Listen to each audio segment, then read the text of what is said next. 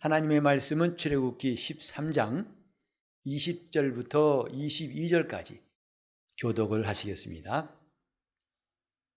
그들이 숫곳에서 발행하여 광야 끝 에담의 장막을 치니 여호와께서 그들 앞에서 행하사 낮에는 구름 기둥으로 그들의 길을 인도하시고 밤에는 불 기둥으로 그들에게 비추사 주야로 진행하게 하시니 낮에는 구름 기둥 밤에는 불 기둥이 백성 앞에서 떠나지 아니하니라. 오늘도 주님을 사랑하는 여러분 심령 가운데 우리 주 예수의 은혜가 가득하시기를 예수 이름으로 축복합니다. 하나님께서 드디어 애굽에서 이스라엘을 끌어내실 때 그 10가지의 놀라운 이적으로 바로의 마음을 완전히 녹이신 다음에 이제 하나님께서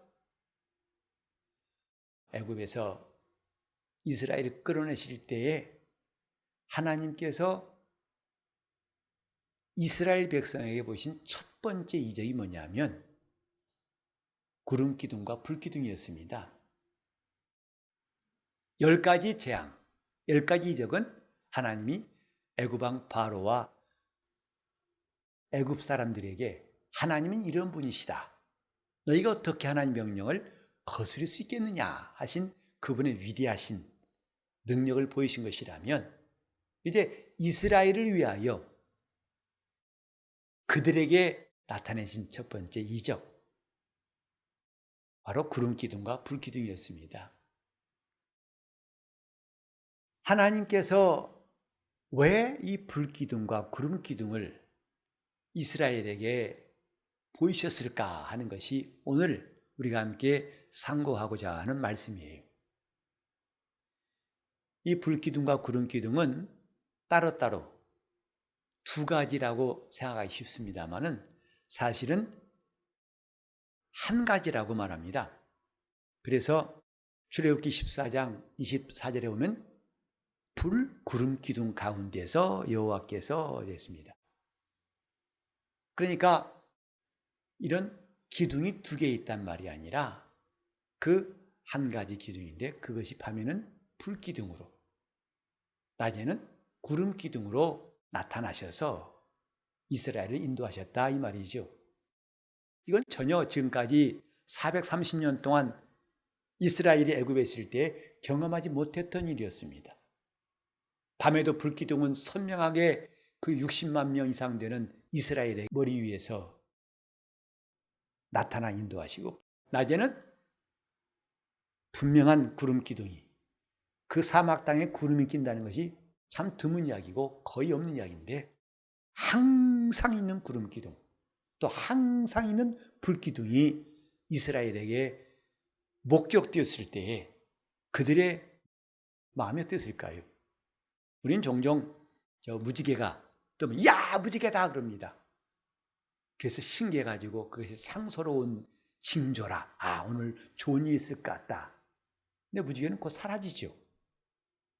그런데 구름 기둥과 불 기둥은 금방 사라지지 않습니다. 항상 이스라엘과 함께 움직이고 있습니다. 하나님이 신기한 일들을 보이신 것은 첫 번째로 하나님이 이들과 함께 하신다는 표적이었어요. 이제 애굽에서 끌어냈지만 너희가 알아서 각자 도생하라. 각자 살 길 찾으라. 너희가 한번 해봐라가 아니라 이제 이전에 보지 못했던 하나님의 임재가 그들에게 나타난 것이다 이 말이죠. 곧 하나님이 함께 하심을 보이시는 첫 번째 이적이 바로 불기둥, 구름 기둥이었습니다. 그래서 이것은 그들이 깨 있을 때만이 아니고 자든 깨든 주야로 마침내 이스라엘이 가나안 땅 들어갈 때까지 이 불기둥과 구름 기둥으로 하나님이 인도하셨습니다. 우리가 예수 믿으면서 늘 사모하는 게 뭡니까? 하나님이 함께 하심 아니겠어요? 그분이 함께 하심이 얼마나 귀중한지 그것만 있다면 우리는 비록 어린아이 같을지라도 힘센 장정이 두렵지 않을 것이고 사망의 엄청난 골짜기를 다닐지라도 우리는 해를 능히 두려워하지 않고 물리칠 것입니다. 요즘처럼 코로나19 바이러스 현상 때문에 이제는 사람들과 대면도 껄끄러워지고 만남 자체도 다음으로 미루게 되고 심지어는 성도들끼리도 조심하게 된다 이 말이죠. 왜? 나는 본의 아니게 저 사람에게 혹시 피해를 주지 않을까 하는 마음 때문에 서로 조심하게 되지요. 하지만 우리는 이럴 때 한 가지 생각해 봅니다. 우리 하나님께서 과연 이런 염려와 두려움을 우리에게서 능히 없이 할 수 있는 분이 아닌가. 우리 마음을 그 떨치고 떨쳐도 물리칠 수 없는 마음의 염려와 두려움을 능히 몰아내실 분은 하나님이 아니신가. 손을 부지런히 씻고 마스크하고 또 재채기 침할 때는 옷소매로 막고 하고 아무리 소독과 방역을 철저히 한다 할지라도 그것은 다 틈있기 마련이죠. 그래서 어떤 광고에서 그 보안회사 광고더라고요. 그 하는 말이 채워도 불안까지는 채울 수 없습니다. 경비회사가 아무리 튼튼히 해줘도 자물쇠를 열심히 만들어 놓고 CCTV를 사방에 해도 불안한 마음까지는 막을 수 없습니다 하는 광고가 아주 인상적이었어요. 사람 마음속에 있는 염려까지도 몰아낼 수 있는 것이 주의 평강입니다. 그래서 빌립보 4장 4절로 6절에 보면 아무것도 염려하지 말고 오직 모든 일에 기도와 간구로 너희 구할 것을 감사함으로 아뢰라. 그리하면 모든 지각에 뛰어난 하나님의 평강이 너희 마음과 생각을 지키실 것이다. 인간의 염려가 얼마나 큰지 잔악기 안의 염려죠. 코로나 바이러스가 사라진다고 염려가 없을까요? 완벽한 방역했다고 해서 염려가 없을까요? 그래도 혹시 몰라라는 사람 마음에는 혹시란 바이러스는 무엇으로 물리칠 수 있을까요? 그것을 물리칠 수 있는 힘이 바로 하나님의 평강이라. 그 평강이 너희 마음과 생각을 지킬 것이다 하겠습니다. 그 평강은 그분이 우리와 함께 하시는 표적이에요. 하나님 우리에게 멀리서 보낸 선물이 아니라 우리와 함께 하실 때에 평강이 있는 것이다 이 말이죠. 이 부활하신 예수님께서 숨어있던 제자들이 나타나서 첫 번째 하신 말씀이 뭐예요? 너희에게 평강이 있을지어다. 주님이 계시기 때문에 평강이 있는 것이다 이 말이죠. 그래서 이스라엘에게 하나님이 보이신 것은 내가 너와 함께한다 하는 것을 불기둥과 구름기둥으로 보이신 거죠. 우리는 하나님이 함께하심에 대한 사모함, 이것은 신앙생활에 아주 중요한 꼭 필요한 제목이고 우리가 항상 기도할 제목이에요. 주여 나와 항상 함께하여 주옵소서. 그래서 주님께서 이것을 아셨기 때문에 마태복음 끝장 끝절에도 말씀하셨죠. 볼지어다 내가 세상 끝날까지 너희와 항상 함께 있으리라. 이미 우리가 요구하기 전에 우리가 기도하기 전에 주님 이렇게 약속해 놓으셨어요. 어떻게? 항상 함께 하겠다고. 하지만 우리는 그걸 평소에 잘 못 누리죠. 이것이 우리의 현실이 아니겠습니까? 주님은 항상 함께 하시겠다고 했는데 과연 우리는 그걸 누리고 있을까? 이제 이것이 우리가 갖고 있는 약점이겠죠. 우리는 이것이 왜 안 되는가를 오늘 본문을 통해서도 경험할 수 있어요. 이스라엘이 40년 동안 단 하루도 1시간도 불기둥은 사라지지 않았는데 이스라엘이 때때로 하나님 앞에서 그 함께 하심을 인정하지 않고 하나님을 원망하고 시험하고 하나님 앞에서 악을 행한 일이 수없이 많습니다. 성경은 그 원인을 말씀하고 있죠. 하나님이 함께 하시지 않아서 그런 것이 아니라 그것을 인정치 않았기 때문이라 이 말이죠. 하나님을 인정하지 않았기 때문에 결국은 그분이 함께 하신다는 약속을 그들이 경험하지 못했던 것처럼 오늘도 우리는 볼지어다 세상 끝날까지 내가 너희와 항상 함께 있으리라 하신 말씀이 언제나 생생하게 내 마음에 들려오지 못하고 그걸 믿지 못하는 이유가 뭐냐? 하나님을 인정치 않아서입니다. 그분을 인정한다면 우리는 그분이 얼마든지 그 약속하신 것을 드러내 주신다고 믿어야 됩니다. 아멘. 그분을 인정하는 것, 항상 인정하는 것. 그래 잠언 3장 6절에도 너는 범사에 저를 인정하라 그랬죠. 예배는 그분을 인정하는 우리 신앙의 절정이에요. 그를 인정하기 때문에 우리는 모든 것들을 다 주 앞에 내놓고 그분 앞에 봉헌하고 온몸과 마음을 다하여 그분 앞에 자기를 드리는 것이 예배 아니겠습니까? 인정하는 것. 두 번째로 불기둥과 구름기둥이 이스라엘 앞에 있게 하신 것은 뭐냐면 그들을 인도하심이었어요. 그래서 밤에는 불기둥으로 낮에는 구름기둥으로 이스라엘을 인도하시니라. 이 끝절에도 보니까 낮에는 구름기둥으로 밤에는 불기둥이 백성 앞에서 떠나지 아니하고 곧 하나님이 함께 하심이죠. 임재하심이죠. 그 앞절 21절 보면은 여호와께서 그들 앞에서 행하사 낮에는 구름기둥으로 그들의 길을 인도하시고 밤에는 불기둥으로 그들에게 비추사 주야로 진행하게 하시니 구름기둥과 불기둥은 그들을 하나님이 인도하심이었어요. 그래서 광야에서 그들이 가는 길을 보면은 하나님께서 어떻게 인도하셨는가를 잘 볼 수 있는데 우리 잠깐 화면에 이스라엘의 그 출애굽한 여정 지도를 좀 보겠습니다. 보면은 이제 그 바다 이에 제일 위쪽에 있는 파란 것은 지중해 바다예요. 보시면은 두 개의 선, 검은 선이 있고 붉은 선이 있을 거예요. 그래서 제일 위에 바다 옆에 있는 검은 선, 이것이 보통 이스라엘이 애굽에서 가나안 당할 때, 애굽에서 가나안 당할 때 많은 사람들이 가던 길입니다.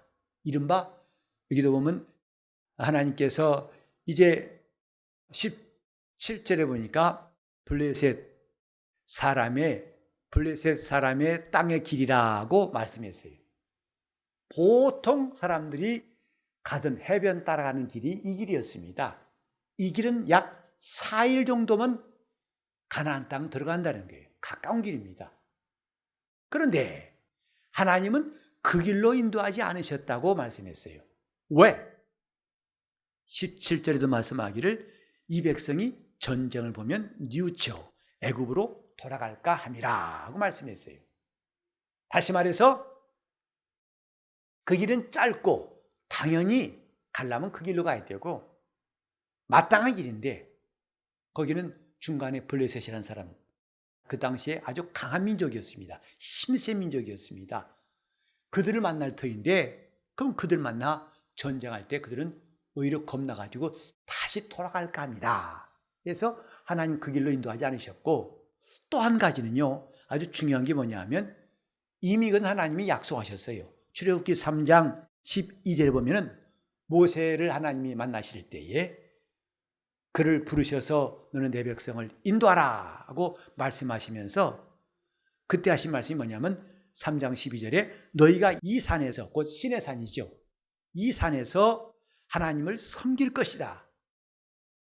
이것이 내가 너를 보낸 증거다 하셨어요. 즉 반드시 모세를 부르신 그 산으로 이스라엘이 올 것이다를 미리 말씀하신 거죠. 다시 한번 좀 사진을 보여주시면, 그림 보여주시면, 여러분 신의 산이 뭐냐면 저 역삼각형 모양의 땅 보이시죠? 그것의 끄트머리 있는 약간 위에 있는 그쪽에 신의 산이 있어요. 밑에 꼭지점에 약간 그 언저리에 있는 것이 신의 산이에요. 그러니까 아까 말한 저 위에 해변길로 가면은 신의 산을 통과하지 않겠죠. 그러나 하나님은 이미 모세를 만난 그 신의 산에서 너희 이스라엘 백성이 여기서 나를 섬길 것이다 하고 미리 예언하신 거죠. 하나님의 인도하시면 참 놀랍습니다. 당장 눈에 보이는 현실. 누구나 다 열이면 9명 이상은 당연히 가나안 땅 가려면 해변길 따라가야지. 가나안 당연히 그 길 가야 되는 거 아니야? 아마 이구동성으로 그렇게 말했을 거예요. 그런데 하나님 인도하시면 전혀 달랐어요. 그리고 그 길은 많은 사람들이 가본 길이 아니라 매우 가기 힘들고 좁은 길이었어요.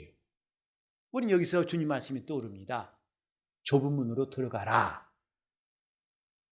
그 좁은 길은 협착해서 매우 좁아서 많은 사람들이 가기를 싫어한다. 하지만 그 결국은 생명길이고, 넓은 길로 가지 말라. 많은 사람들이 그 길로 하지만 그 길의 마지막은 사망이니라 하고 마태복음 7장에 말씀하셨죠. 우린 여기서 하나님의 생각과 사람의 생각은 또 다르다는 것을 다시 한번 알게 됩니다.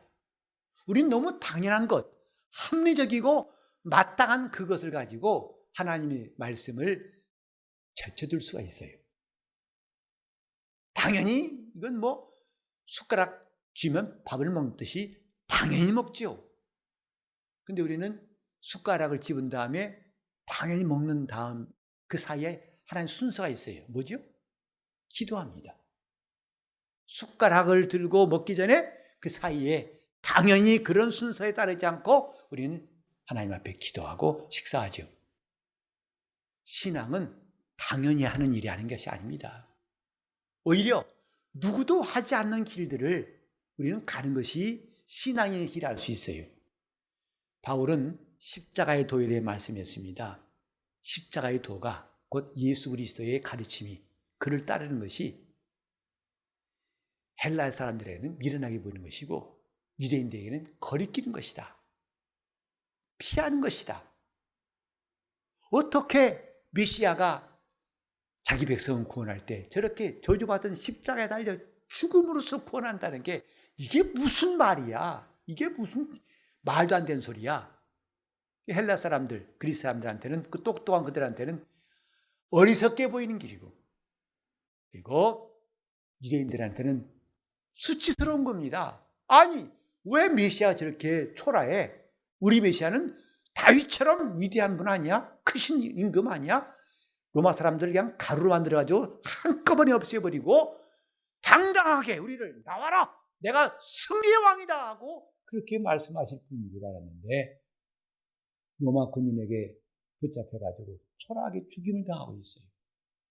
그래서 치를 떨면서 다시는 생각하고 싶지 않다. 예수의 십자가예요. 하지만 하나님의 길은 바로 십자가에 있었어요. 그 십자가에서 피 흘려 죽으셔야만 우리가 일생이 아니라 영원토록 벗어날 수 없는 죄에서 벗어날 수 있고, 그 십자가에 보이신 하나님의 사랑만이 우리의 허다한 죄를 덮고도 남는 위대한 능력임을 알게 하신 거죠. 그래서 십자가 없는 복음은 거짓이에요. 예수의 피가 없는 복음은 거짓이에요. 제가 어제 그제 신천지에 대해서 좀 많이 동영상을 보다 보니까 이 신천지 예방 세미나에 대한 강의도 듣고 제가 몇 가지 참 어이가 없는 일들을 발견했어요.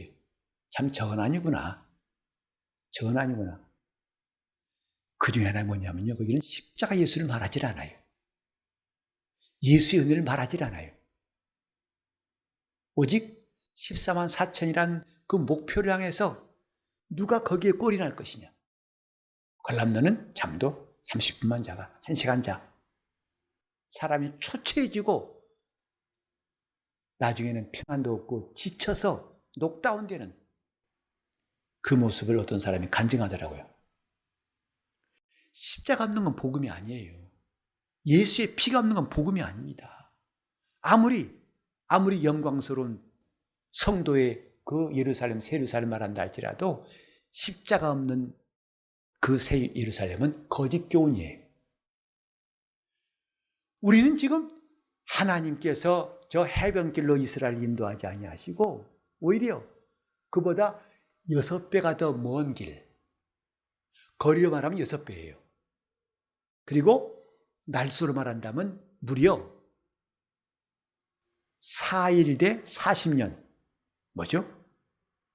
몇 배인가요? 얼른 계산이 안 되죠. 저도 잘 안 됩니다. 거리로 하면 10배고,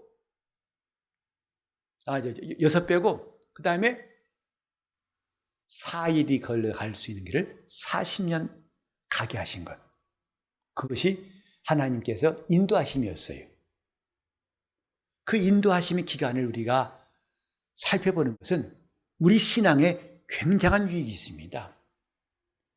그 기간 동안 하나님께서 불기둥과 구름기둥으로 인도하사 그랬어요.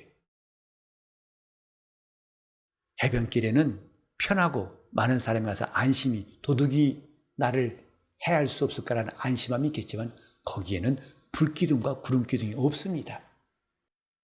많은 사람들이 옳다고 하는 그 길에는 하나님의 인도하심이 없다는 걸 우리는 알아야 됩니다. 그래 우리는 늘 선택해야 됩니다. 곧 해변길 4일짜리 걸을 것이냐 아니면 불기둥과 구름기둥이 있는, 그래서 누구도 썩 가기를 원치 않는 하나님이 인도하신 길을 걸을 것이냐. 베드로는 밤 사경쯤에 새벽 서너 시경이 되는 그 깜깜한 밤에 풍랑이는 바다에 바다 위로 걸어오신 예수님을 봤어요. 그때 많은 사람들이 두려워서 유령이라고 겁냈지만 베드로는 그랬죠. 주여 만일 주시거든 나를 명하사 물 위로 오라 하소서. 과연 12제자 가운데에서 으뜸이라는 말을 들을 만해요. 그렇게 담대하게 주님 앞에 기도한 사람 12명 가운데 유일한 베드로 한 사람이었습니다. 그때 주님 말씀하시기를 오라 명하시니까 즉시로 배에서 뛰어내려가지고 풍랑 있는 바다를 걷기 시작했어요. 그래서 사람이 최초로 물 위를 걸었다. 베드로가 처음입니다. 그 사건은 뭘 우리에게 의미하는가? 누가 물 위를 걷겠습니까? 걸으려고 하겠습니까? 걸으라고 해도 걷겠습니까? 그런데 베드로는 걸었어요. 단 주님이 오라 명하신 말씀 때문에 걸었다 이 말이죠. 우리는 여기서 두 가지 선택을, 사람이 돕지 않아도, 예수님이 돕지 않아도, 그 누구도 돕지 않아도 걸을 수 있는 평평한 땅을 걸을 것이냐, 아니면 주님이 도우셔야만 걸을 수 있는 물 위를 걸을 것이냐. 신앙은 늘 선택이에요. 더 좋은 것을 아는 사람은, 무엇이 더 좋은 걸 아는 사람은 이 선택에서 하나님이 기뻐하신 쪽을 얼른 선택합니다.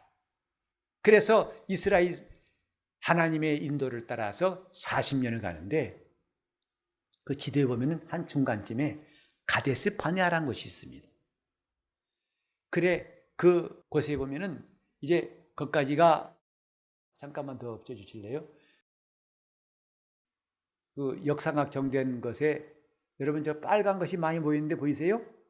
빨간 줄이 많이 보이는데 그 전까지는 한 줄로 쭉 가다가 내려와서 다시 좀 올라가더니 막 거미줄처럼 엉켜 있죠? 거기 절 윗부분입니다. 그게 가데스 바네아예요.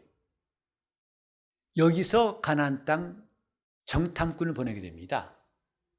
근데요, 잘 보세요. 그 애굽에서 저까지 가는 데는 불과 1년 몇 개월 걸렸다고 그래요. 햇수로 2년이에요.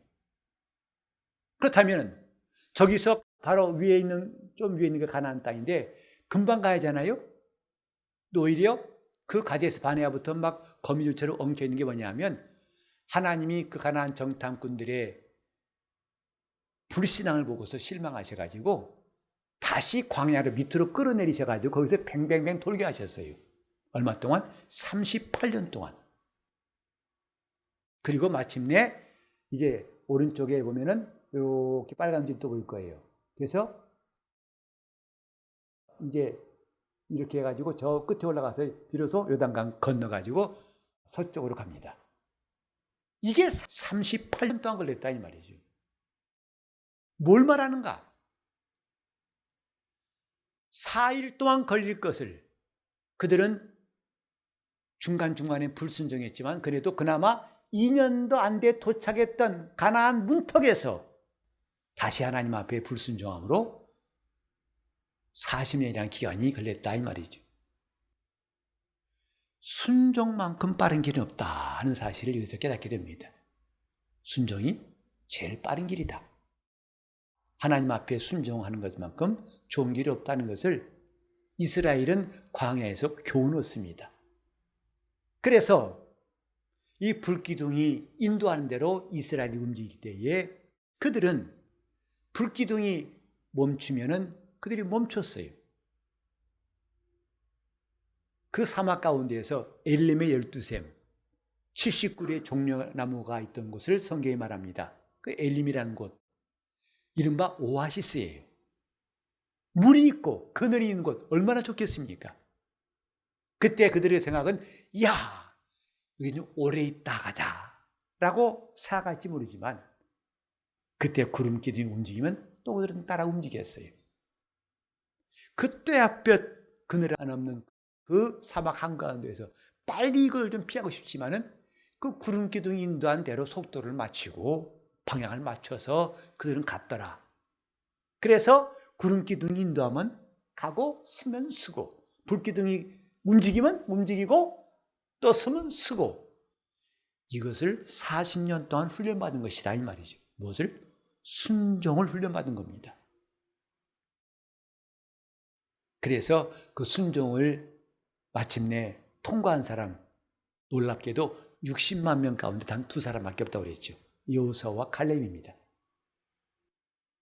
그러고 보면요, 사람들이 참 고쳐지기 쉽지 않은 게 인간의 마음이다 생각해요. 40년 동안 하나님 앞에서 완악했던 마음들, 그들이 만약에 그 마음을 고쳤더라면은 그들도 들어갔을 거예요. 근데 아쉽게도 들어간 사람은 여호수아와 갈렙밖에 없다 했거든요. 근데 원래 이 사람들은 완악했었는데 고침받은 사람들이 아니에요. 하나님 말씀하시기를 갈렙은 그 마음이 다른 사람과 달라서 온전히 나를 쫓았은즉 이라고 민수기 14장 24절에 말씀하고 있습니다. 그러니까 완악했다가 돌이킨 것이 아니라 정말 끝까지 신실한 마음으로 하나님을 순종했던 사람을 여호수아와 갈렙이라 성경에 말하고 있는 거죠. 참 어지간히도 사람 고치기 힘든 게 아닌가. 광야 40년 몸에서 그런 마음이 들어요. 사람은 그렇게 자기 마음 바꾸기 쉽지 않습니다. 그래서 우리에게 하나님 주신 능력이 뭐냐면 성령이에요. 성령이 역사하시고 성령이 우리를 인도하시되 하나님의 힘으로 우리 자신이 변화될 수 있다는 것을 신약 성경은 소망을 주고 있습니다. 그래서 너희 마음을 새롭게 하여 변화를 받으라. 아니, 변할 수 없다면 뭐라 변화받으라 하겠습니까? 변화할 수 있기 때문에 왜? 우리에게 성령을 주사 성령의 감동을 받고 성령의 인도를 받게 하심으로 우리가 저 가나안 땅 들어가려 했던 이스라엘 같지 않고 그리스도인들, 예수를 믿는 그리스도인들은 얼마든지 그리스도 안에서 새 사람이 될 수 있음을 성경은 말씀하고 있지 않습니까? 지금 우리는 불기둥과 구름기둥, 하나님의 인도하심에 대해서 보고 있어요. 그건 사람 생각과 다릅니다. 성경은 여러 군데에서 사람들은 마땅히 이렇게 합시다. 아마 투표에도 90몇 프로 나올 수밖에 없는 그런 길을 하나님 아니다, 이쪽이다. 아니다, 이쪽이다. 하신 장면들을 참 많이 볼 수 있어요. 그래서 우리가 하나님 앞에 회개할 것은 내 생각과 고집대로 하지 않게 하시고 라는 것입니다. 우리가 예수를 잘 믿고자 한다면 이 기도가 참 필요하다 생각해요. 주님, 내 생각이 앞서지 않게 하시고 내 감정이 앞서지 않게 하시고 불기둥과 구름기둥이 앞서 행하시옵소서. 오늘날에는 불기둥과 구름기둥이 보이지 않습니다. 그럼 뭘까요? 이제 우리는 어떻게 할까요? 놀라운 것은 불기둥과 구름기둥보다 더 온전한 하나님의 역사가 있습니다. 그게 뭐냐면 믿는 자들에게 주신 성령이에요. 성령은 불기둥과 구름기둥의 인도하심 같지 않고 더 완전하고, 불기둥과 구름기둥이 이스라엘과 함께한 것처럼 그 임재보다도 더 놀랍고 완전한 임재를 주신 분이 성령이시다 이 말이죠. 그래서 주님은 단호하게 말씀하셨어요. 믿는 자는 성령을 받아야 한다. 성령을 받아야 한다. 우리는 가끔 찬송할 때마다 그 불과 구름 기둥으로 인도하시며, 그래서 주여 불기둥이 어디 보입니까? 이러면 안 된단 말이죠. 그건 하나의 비유, 아주 희미한 그림자 같은 하나님의 사건이었다면 이젠 우리 속에 확실한 증거가 있게 하시려고 믿는 자는 성령을 받으라. 성령 받으라 하신 뜻은 뭐냐면 확실히 체험하라는 겁니다. 뭘 체험할까요? 그분의 임재를 체험하는 겁니다. 그분의 인도하심을 체험하는 겁니다. 이런 약속이 우리에게 주어져 있으니 이제 중요한 실천입니다.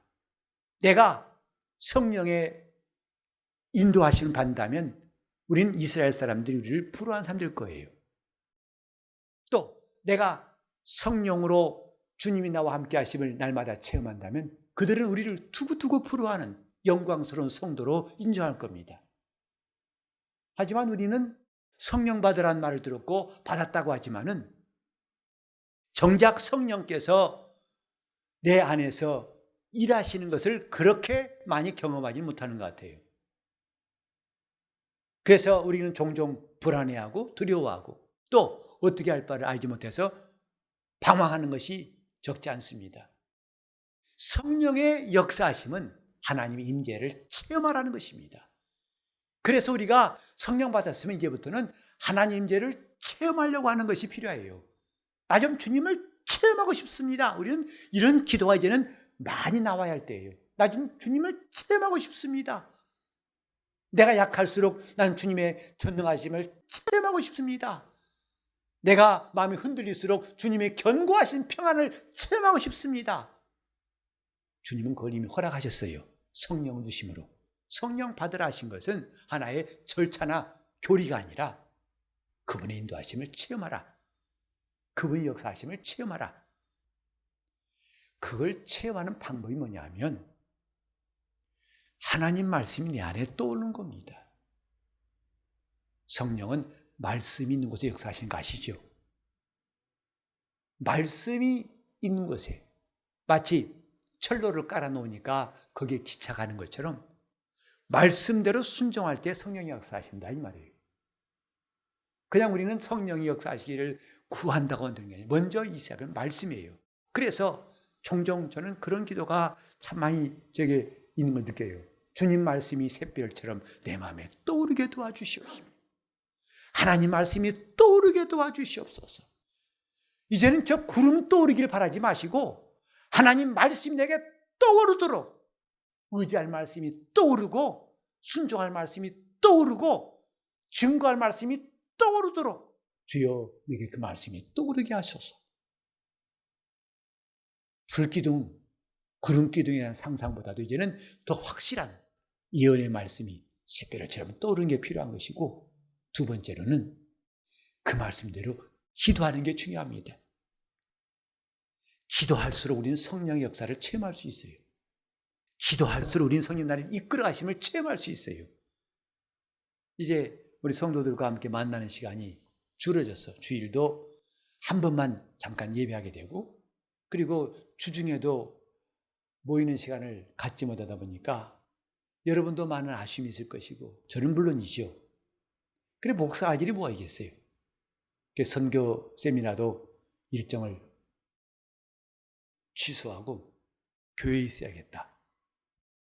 교회에서 뭐 할 거냐? 목사는 말씀 전하는 것과 기도한 일에 전무해야 한다고 성경에 기록되어 있으니까 기도해야겠다. 그래서 좀 평소보다 더 기도하기 시작했어요.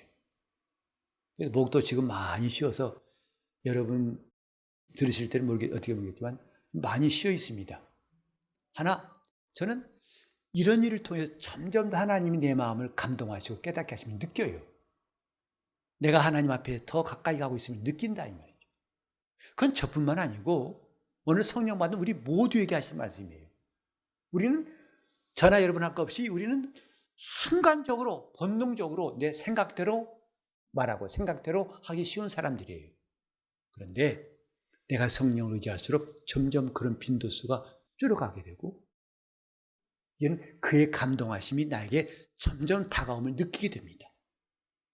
우리는 불기둥과 구름기둥이라는 그 모형, 비유에 매달리지 말고 이제 성령으로 하나님의 임재하심과 그분의 인도하심을 체험할 수 있기를 예수 이름으로 축원합니다. 그 어느 때보다 성령 인도하심을 사모할 때 아니겠습니까? 이 사람 말, 저 사람 말 듣다 보면 정신이 없는 때가 아니겠습니까? 이런 사람만 미혹하고 저런 사람만 미혹할 때에 믿음 흔들리는 것이 지금 오늘날 우리 한국교회 얼마나 많습니까? 이때야말로 성령으로 하나님의 임재를, 성령으로 그분의 인도하심을 더 확실하게 충만히 체험할 수 있기를 예수 이름으로 축원합니다.